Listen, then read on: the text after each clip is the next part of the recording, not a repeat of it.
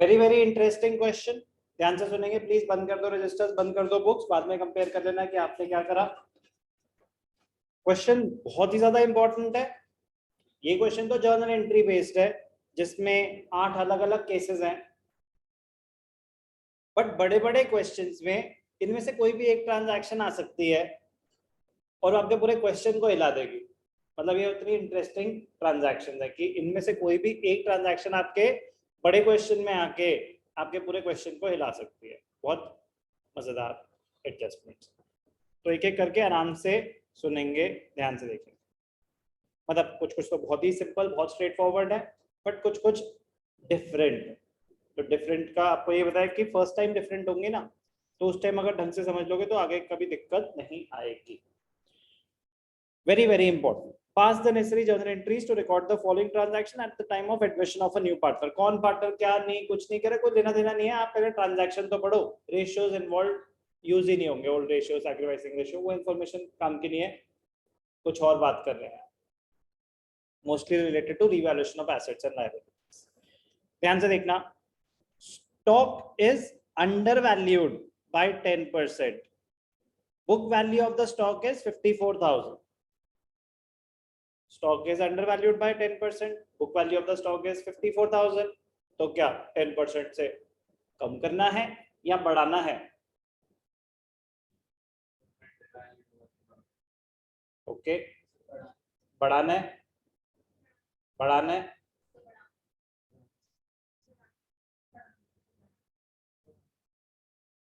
लवीशा, बढ़ाना है। बेटा इतनी बात तो समझ आनी चाहिए कि स्टॉक इज अंडरवैल्यूड मतलब जो वैल्यू हमने कब दिखा रखी है वो कम है एक्चुअल से। जो हमने वैल्यू दिखा रखी है वो एक्चुअल से कम है, तो सही वैल्यू पे दिखाना है ना हमने। तो बढ़ाएंगे या कम करेंगे? बढ़ाएंगे। अंडर वैल्यूड, अंडर स्टेटेड, ठीक है, बढ़ानी। तो 10% 5400 से बढ़ा दो। यस और नो? यस और नो? यस और नो? 10% से बढ़ा दो, ठीक है। मेजॉरिटी लोग फर्स्ट टाइम ये गलत करते हैं, आंसर देख के तो पता चल जाएगा कि क्या हुआ, बट मैं कह रहा हूँ बहुत ही इंटरेस्टिंग चीज है। Stock is under valued by 10%। इसका मतलब जो वैल्यू, बुक वैल्यू का मतलब क्या होता है? Value appearing in the balance sheet, ठीक है ना। Book value as per the balance sheet, ये वैल्यू बुक्स में आ रही होगी। जो वैल्यू दिखा रखी है वो करेक्ट वैल्यू है क्या? नो, वो एक्चुअल वैल्यू से 10% कम है। वो एक्चुअल वैल्यू से 10% कम है। ध्यान से देखना, बहुत ही मजेदार point. Stock is undervalued by 10% means the stock is appearing in the books,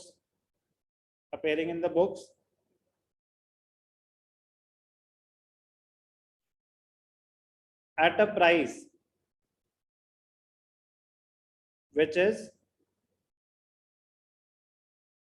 10% less than the actual value। जो वैल्यू दिखा रहे हैं वो एक्चुअल वैल्यू से 10% कम है। That is, it is being shown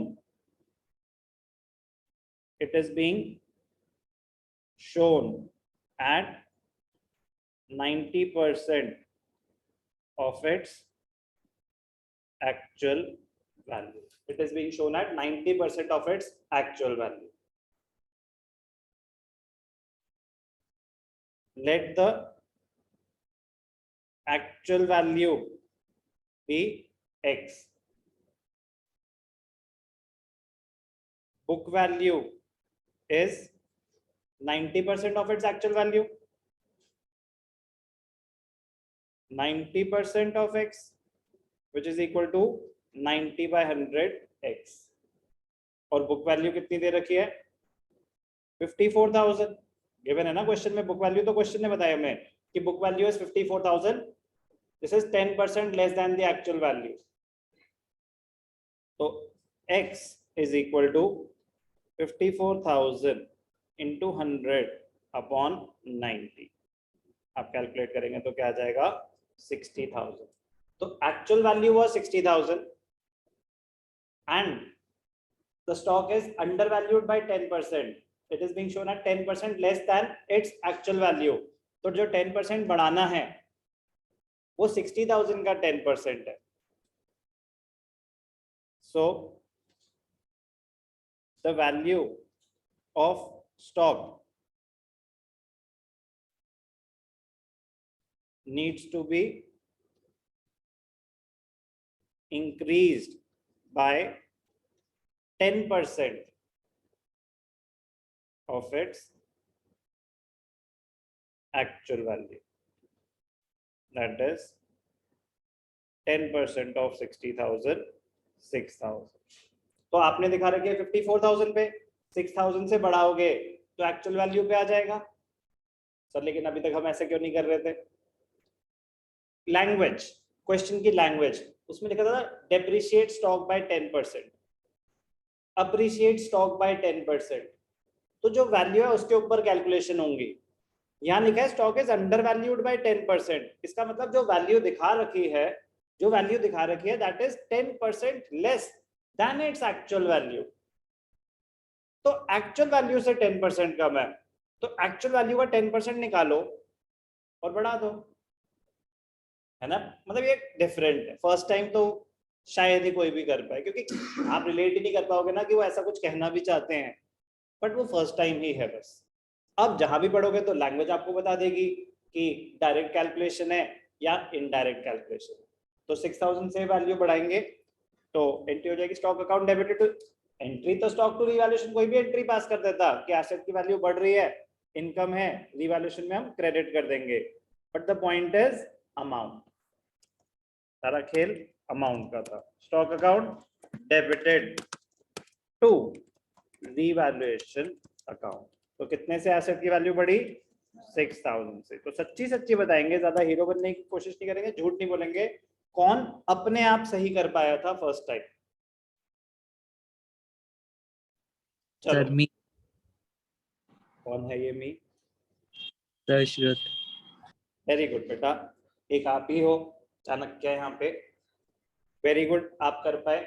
मैं भी अगर होता आपकी जगह तो नहीं कर पाता, क्योंकि रिलेट नहीं कर पाता ना, क्योंकि हम कोई चीज 50 बार ही कर चुके हैं तो ऐसा लगता है कि वही तो हो रहा है. 10% से बढ़ा दो, 10% कम ही है ना, तो 54,000 का 10%. बट गुड, इंटरप्रेट करनी आनी चाहिए कि लैंग्वेज डिफरेंट कब हो गई, वहां पे कोई कलर चेंज नहीं हो जाएगा. तो इसलिए रीड द क्वेश्चन केयरफुली. तो ये बड़े बड़े क्वेश्चन का पार्ट होगा आगे जाके. तो अब सेकेंड पार्ट में क्या है? Stock is over valued by 10%. Stock is over valued by 10%. अब समझ आई लैंग्वेज क्या है? Stock is over valued by 10%, मतलब जो वैल्यू दिखा रखी है that is 10% more than the actual value. तो नॉर्मली हम क्या करते हैं? स्टॉक इज ओवर वैल्यूड ज्यादा दिखा रखा है, 10%, 66,000 का 10% कम कर दो. यही करते ना नॉर्मली, अगर कॉन्सेप्ट नहीं पता होता तो ध्यान से देखना.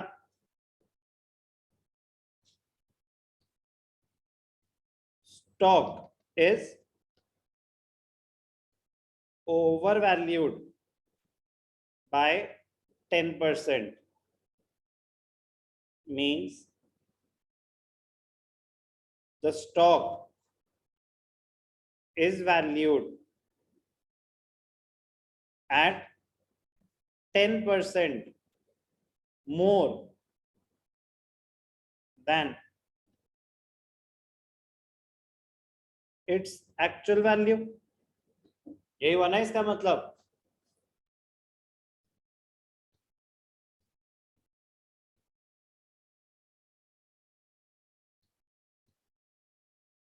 It is valued at 110%.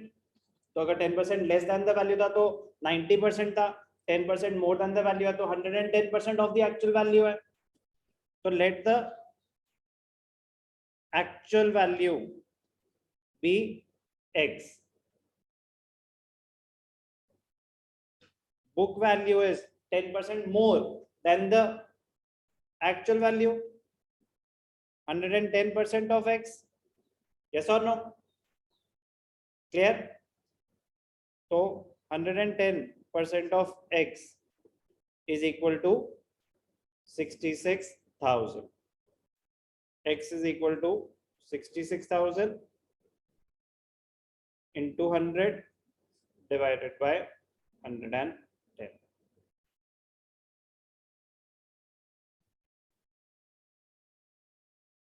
तो x क्या आया 60,000. तो एक्चुअल वैल्यू थी 60,000, आपने दिखा रखा है 66,000 पे, 10% more than the actual value, तो 6,000 से आप कम कर देंगे.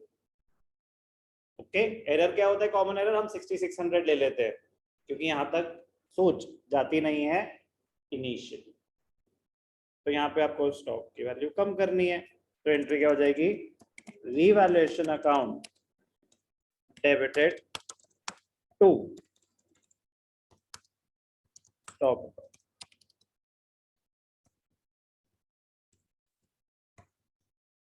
अब यार वो सेम चीज को और कैसे पूछ सकते थे, अब वो यहाँ पे लिख सकते थे stock is under valued by 10%.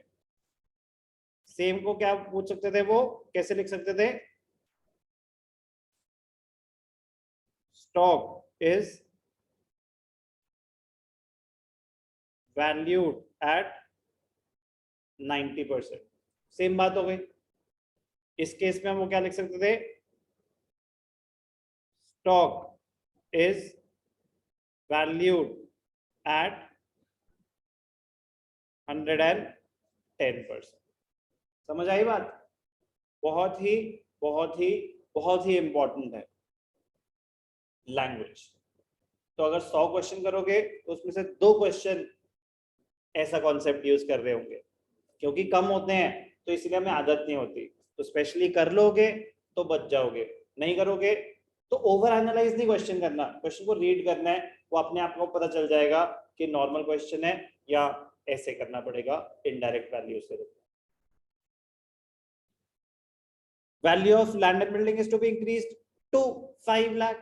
तो कितनी सिंपल सी बात हो गई ना, ये तो मतलब बिल्कुल ही एकदम कहाँ ले जाके क्या क्या बात कर, 4 लाख है 5 लाख करना चाहते हैं, 1 लाख से वैल्यू बढ़ा दो. तो ये तो नॉर्मली क्वेश्चन हो गया, इंक्रीज टू 5 लाख. तो अब वो आपको बताना चाहते हैं कि क्या, ध्यान से देखना. अब जैसे ये ना कॉन्सेप्ट चेक कर रहे हैं आपका कि आप लैंग्वेज ध्यान से पढ़ते हो कि नहीं पढ़ते. Value of land and building is to be increase to 5 lakh. तो 4 लाख है 5 लाख करनी है, तो इंक्रीज बाय 1 लाख. ये सेम चीज क्या, इंक्रीज बाय 1 लाख. यस और नो? तो रिवैल्यूएशन में तो चेंज आता है बस. तो इंक्रीज बाय, तो आपके एंट्री इंक्रीज इन एसेट, कौन सा एसेट बढ़ रहा है, land and building. Land and building account debited to revaluation account. मुझे चलो मैं अभी क्या सारी करके दिखाने की जरूरत है, कुछ तो बहुत ही सिंपल स्ट्रेट फॉरवर्ड है, डिस्कस कर लेते हैं डायरेक्टली. नेक्स्ट है value of land and building is to be increased by 5 lakh. तो आपको ये बता रहे हैं कि लैंग्वेज कैसे चेंज हो जाएगी. तो आपको बस ये वर्ड हाईलाइट करने आने चाहिए, क्योंकि हम ये सोचते ना, अच्छा 4 लाख है 5 लाख हो गई, वो बोल रहा है इंक्रीज बाय 5 लाख. 4 लाख से 9 लाख हो गई, तो रिवैल्यूएशन में 5 लाख आएगा. बात समझ आई? A debtor whose dues of 40,000 was written off as bad debts last year paid 30,000 in full settlement. तो इसकी एंट्री क्या होती है, कैश और बैंक अकाउंट डेबिटेड टू. अब अबे यार, अब आपको कॉन्सेप्ट के पॉइंट ऑफ व्यू से बात करनी है. रीवैल्यूएशन अकाउंट, कैश और बैंक अकाउंट. अब या तो 2 एंट्रीज पास करो, कैश और बैंक टू बैड डेट से कवर्ड, फिर बैड डेट से कवर्ड टू रिवैल्यूएशन अकाउंट. या तो आप 2 एंट्रीज पास करो, कैश और बैंक टू बैड डेट से कवर्ड, फिर बैड डेट से कवर्ड टू रिवैल्यूएशन अकाउंट. क्योंकि हमें यहाँ पे रिवैल्यूएशन के पॉइंट ऑफ व्यू से इवेंचुअली क्लोज करना है कि रिवैल्यूएशन के डेबिट पे आएगा या क्रेडिट पे आएगा और कितना अमाउंट आएगा. कोई डाउट? कोई भी डाउट? तो हम डायरेक्ट एंट्री भी कर सकते हैं कैश और बैंक टू रिवैल्यूएशन, फिर रिवैल्यूएशन में क्रेडिट साइड पे बाय कैश और बैंक ब्रैकेट्स में बैड डेट से कवर्ड, या फिर पहली एंट्री कैश और बैंक टू बैड डेट से कवर्ड, फिर बैड डेट से covered to revaluation account. But 40,000 से या 30,000 से, 30,000 से 40 थे वो तो राइट ऑफ हो चुके हैं, हमें जितने पैसे मिले ट्रांजैक्शन तो उतने अमाउंट पे आए। कोई भी डाउट? ये इंटरेस्टिंग है। बैड डेट से कवर तो हम ऑलरेडी कर ही चुके हैं, ये मजेदार है। An old customer whose account was written off as bad debts has promised to pay 15,000 in settlement of his account of 25,000. हमने किसी से 25,000 लेने थे, उसने कहा कि देखो जो हुआ सो हुआ, अब मैं आपको 25,000 दे दूंगा। हम ऑलरेडी राइट ऑफ कर चुके हैं उसको, हमारी बुक्स में एग्जिस्ट ही नहीं करता है, तो ये भी बैड डेट्स रिकवर्ड है, तो ये भी बैड डेट्स रिकवर्ड। बट फर्क क्या है, वहां पे बैड डेट्स रिकवर हो गए हैं, यहाँ प्रॉमिस टू पे है। और कॉन्सेप्ट ऑफ प्रूडेंस कहता है do not anticipate gains, provide for all the possible losses. जो ऑलरेडी आपका रिटन ऑफ है वो प्रॉमिस कर भी रहा है, तो उसकी प्रॉमिस की क्या कोई वैल्यू होगी? क्या उसकी प्रॉमिस की कोई वैल्यू होगी? तो इसको करने के दो ऑप्शन है आपके पास, इसको करने के दो ऑप्शन है। बिल्कुल एग्जैक्टली सेम क्वेश्चन एग्जाम में आया, बोर्ड में आया और बुक में भी है। प्रॉमिस टू पे कि bad debt earlier written off, now he has promise to pay कि दे दूंगा। ध्यान से देखना, बहुत important point.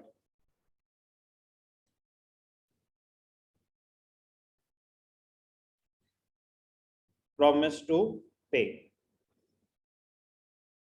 Option 1 no entry, this is as per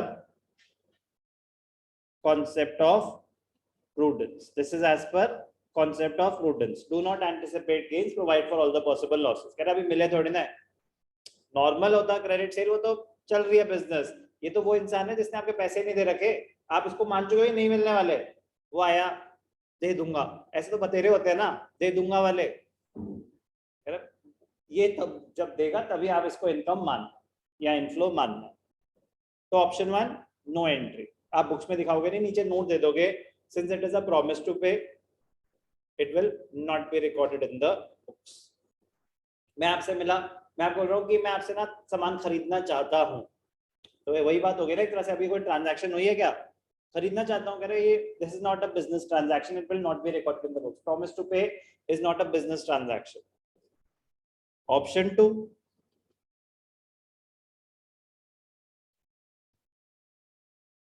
increase the debtors, कह रहे भरोसा करो उस पे, ऐसे भी नहीं करते, दिल मत तोड़ो उसका, आप डेटर्स बढ़ा दो। तो बट जितने से उतने से जितने की अग्रीड वैल्यू है, 15,000 पे बात हुई है तो 15,000 से आप डेटर्स बढ़ा दो।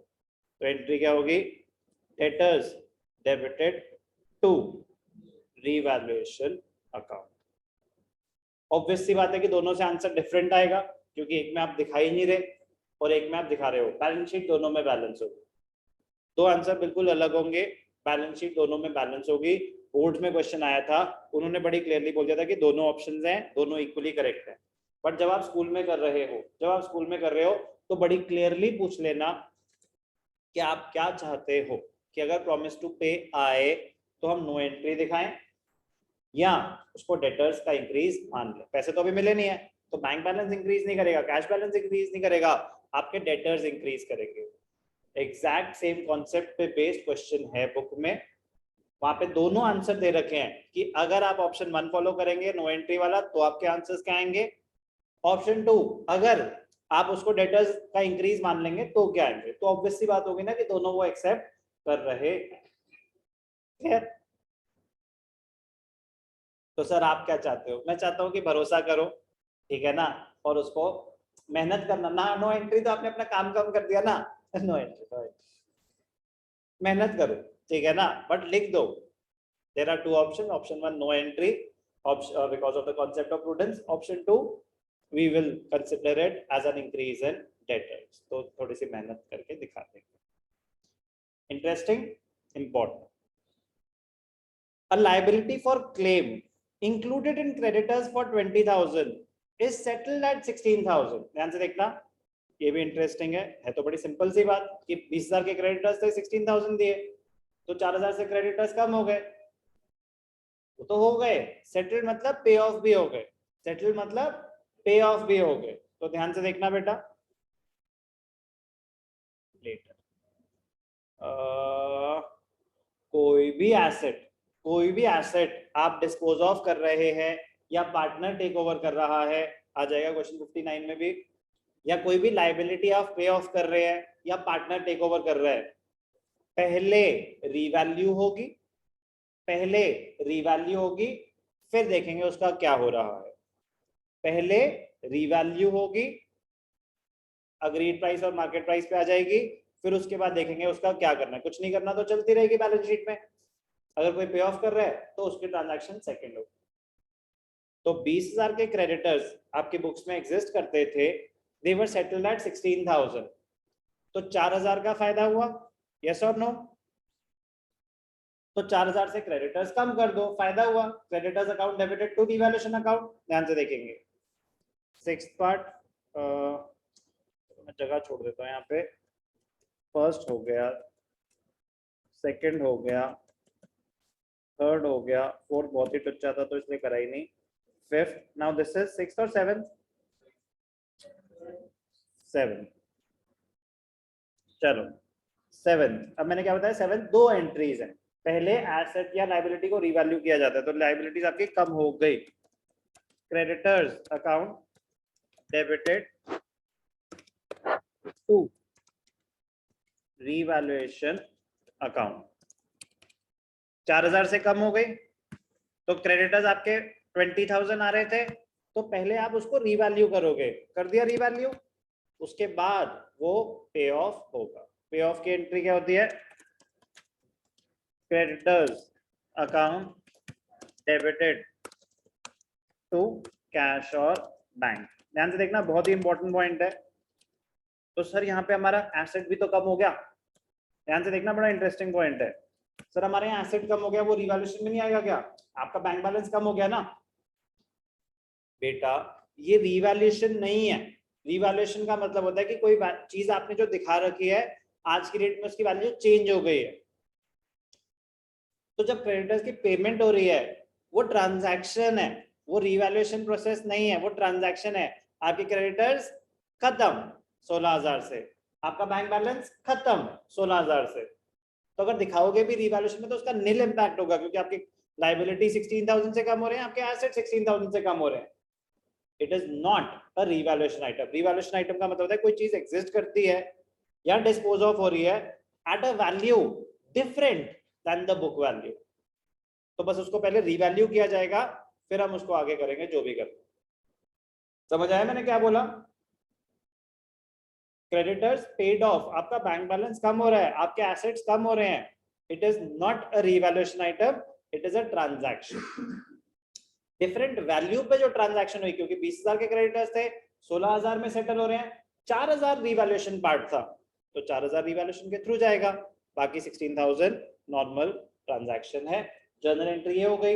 इंपैक्ट क्या होगा अगर आप प्रॉपर अकाउंट्स बना रहे होते, क्रेडिटर्स तो पूरे 20,000 के गए, बैंक बैलेंस में 16,000 माइनस कर देते क्योंकि पेमेंट हुई है, यस और no? Clear?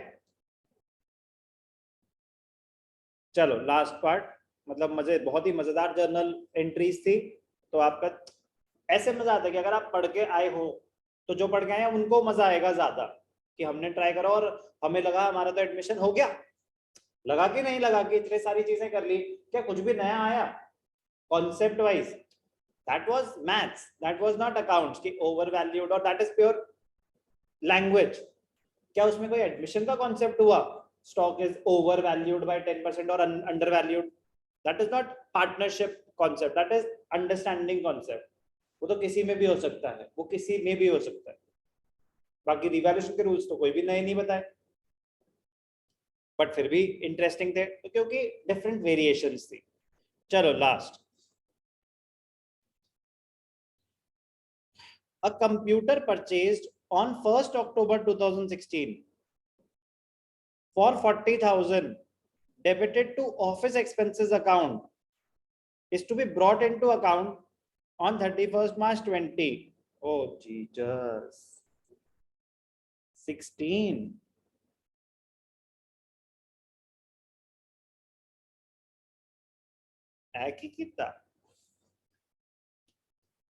Computer purchased in 1st October. अल्लाह या अल्लाह 16-17 में खरीदा था, फिर आया 17-18, फिर आया 18-19, फिर आया 19-20, और तब जाके इनको रियलाइज हुआ कि कुछ गलत हुआ। चलने देते। Debited to office expenses account is to be brought into account on 31st March 2020. इसका तो ऑपरेशन करना पड़ता।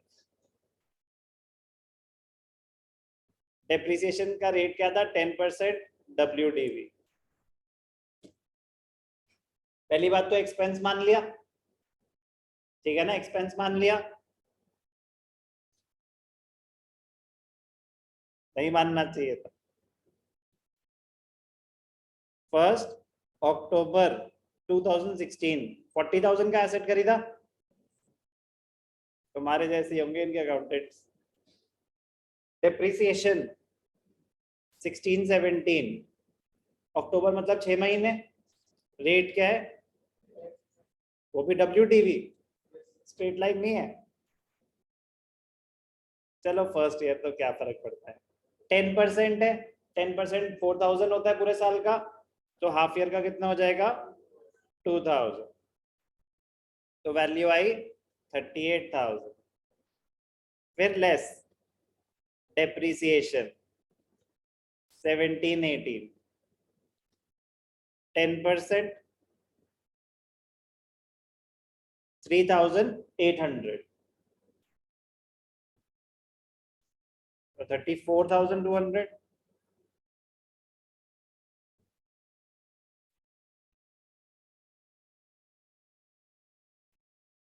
Less depreciation 18-19। कुछ बच्चे जिनको WDV का मतलब नहीं पता, WDV होता है written down value. Written down value का मतलब है कि एसेट डेप्रिशिएट होने के बाद जो वैल्यू आएगी, डेप्रिसिएशन उसके ऊपर कैलकुलेट होगी। कि अगर 40,000 का एसेट था तो फर्स्ट ईयर 2,000 डेप्रिसिएशन। अब बैलेंस ऑन 31st March 17 38,000 था, तो नेक्स्ट ईयर डेप्रिसिएशन इसके ऊपर कैलकुलेट होगी। तो ये 3800 कहां से आया? 38,000 का 10%। ये 2,000 कहां से आया था? 40,000 का 10%। बट क्योंकि आपने एसेट अक्टूबर में खरीदा था तो 6 मंथ्स, तो इस साल की डेप्रिसिएशन क्या हो जाएगी? 3420। 34,200 का 10%।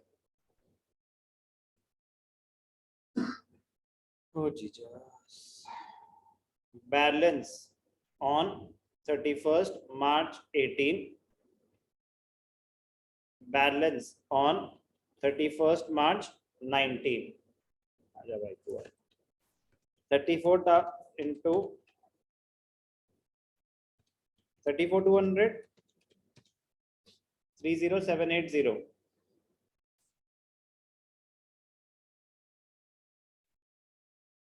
33। ठीक है, अब एक और साल बचा ना।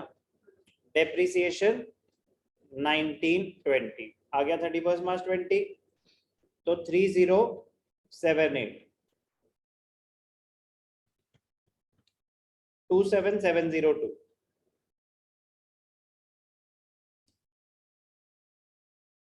अब आपने एक्सपेंस दिखा दिया था 40, बुक्स तो रीओपन नहीं हो सकती, बुक्स तो क्लोज हो चुकी है। तो एक आपने एसेट खरीदा था, जो आपने एसेट नहीं दिखाया था, पूरा का पूरा एक्सपेंस मान लिया था। अब अगर उसे दिखाओगे, आपने पूरा का पूरा 40,000 एक्सपेंस मान लिया था, ना मानते तो हर साल डेप्रिसिएशन तो दिखा रहे होते, वो भी तो खर्चा ही होता। तो डेप्रिसिएशन दिखाते दिखाते आज के रेट में एसेट की वैल्यू क्या होती? 27,702। अब वो अगर बुक्स में दिखाना भी चाहते हैं 31st March 2020 को, तो 40,000 पे दिखाएंगे या 27702 पे, क्योंकि आज की डेट में उसकी वैल्यू इतनी। अब आप, एक ऑप्शन क्या होता है कि आप 40,000 का आपने एक्सपेंस गलत दिखा दिया, आप 40,000 का एक्सपेंस रिवर्स करो तो आपके प्रॉफिट्स 40,000 से बढ़ जाएंगे। यस और नो? कह रहे ठीक है, आप एक्सपेंस दिखाए तो एसेट है, अब एसेट फिर वो डेप्रिशिएट होगा हर साल, तो हर साल का जब डेप्रिसिएशन टोटल करेंगे तो उतना डेप्रिसिएशन का जितना भी टोटल एक्सपेंस है उतने से एक्सपेंस बढ़ जाएगा। लॉस हुआ तो फिर डेबिट करो रिवैल्यूएशन को। नेट इम्पैक्ट क्या आएगा? इतना ही तो आएगा, जो एसेट बचा हुआ है नेट इम्पैक्ट उतना ही तो होगा। 40,000 आप पूरा रिवर्स करेंगे, फिर एक्चुअल डेप्रिसिएशन दिखाएंगे तो बैलेंसिंग फिगर तो यही आएगा। तो इतने से इंक्रीज इन एसेट मान लेंगे, इतने से क्या मान लेंगे? इंक्रीज इन एसेट, है ना? Top level MBA type. मजेदार है, बिल्कुल मजेदार है। सब ऐसा लग नहीं रहा कि पार्टनरशिप का है,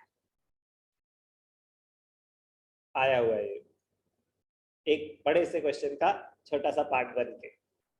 मतलब ये एक क्वेश्चन का पार्ट बन के आया था कि एक ये भी एडजस्टमेंट है, जरा देखना क्या करना है। चेक करेंगे अभी इसको। I would like to use a lifeline मतलब क्योंकि बहुत टाइम पहले करा था ऐसा क्वेश्चन। पीएस ग्रेवाल वाले ऐसे बुक में छापते ही नहीं है, कह रहे कि आप पागल हो गए हो क्या, इन चक्करों में पढ़ रहे हो। रीवैल्यूएशन, आपका एसेट बढ़ रहा है तो एसेट अकाउंट, कौन सा एसेट था? Computer, office equipment, office equipment. अच्छा तू पूरी जर्नल एंट्री पढ़ के आया मतलब। Office equipment account debited to revaluation account, कितने? 27702। एक बार वेरीफाई करना चाहूंगा मैं, तो सही है बिल्कुल। 8th पार्ट 27702 से एसेट बढ़ जाएगा। एक मैंने आपकी जो ये प्रॉमिस टू पे यहाँ पे करी थी, ठीक है ना, वो आप फॉर्मेट में कर लेना। एक बार देखें इन्होंने क्या बोला है इसके बारे में। कौन सा है ये? 6 सन्नी डेटर्स टू रिवैल्यूएशन। मैंने बताया ना कि ऑप्शन 2 है, मैंने भी बोला कि ये कर लेना, बट मैं आपको बड़ी क्लियरली बता रहा हूँ, बड़ी क्लियरली बता रहा हूँ कि प्रॉमिस टू पे पे क्वेश्चन है बुक में, जिसमें बड़ी क्लियरली लिखा है कि promise to pay will not be considered as a transaction, but preferred treatment हम क्या मानेंगे? अगर दोनों ऑप्शन हैं तो आप उसको इंक्रीज इन एसेट मान लो। ओके ठीक है, इस पे याद दिलाना, मैं बड़ा क्वेश्चन भी आपको प्रॉमिस टू पे वाला दिखा दूंगा। मजेदार था, अच्छा था, बट ये क्या होता है, ये नेक्स्ट लेवल क्वेश्चंस होते हैं कि पहले आपके बेसिक्स क्लियर हो जाए तब आप इनको टच कर सकते हैं। फंसते कौन है? जो डायरेक्टली यहाँ पहुंचे कि पहले वाला ढंग से करा नहीं और आज मैं अच्छे से पढ़ूंगा और आ गए ये वाले क्वेश्चन, फिर मुझे लगता है कि हाय इतना मुश्किल है एडमिशन। समझ रहे हो, मुश्किल नहीं है एडमिशन, ये एडमिशन के मुश्किल क्वेश्चंस हैं, स्पेशली दिस क्वेश्चन 49। एडमिशन तो आसान भी है, वेरिएशन रहेगी हर लेवल की, बट अगर मुश्किल आ जाए तो इनमें से कोई एक एडजस्टमेंट आ रही होगी, और एक एडजस्टमेंट काफी होगी आपके क्वेश्चन को हिलाने के लिए, अगर वो आपने पहले से नहीं कर रखी होगी तो। अगर कर रखी है तो stock is under valued by 10%, कितनी देर लगेगी कैलकुलेट करने में? 1 मिनट। बिल्कुल सही कह रहे हो, 1 मिनट लगेंगे। लेकिन अगर नहीं कर रखा तो भी 1 मिनट लगेगा, लेकिन उसके बाद आपका रिवैल्यूएशन भी गलत होगा, कैपिटल भी गलत होगा और बैलेंस शीट भी गलत होगी, बड़ी फुल स्पीड में आप गलत आंसर की तरफ भाग रहे होंगे। तो इसीलिए ज्यादा से ज्यादा क्वेश्चन करना एडवाइजेबल है।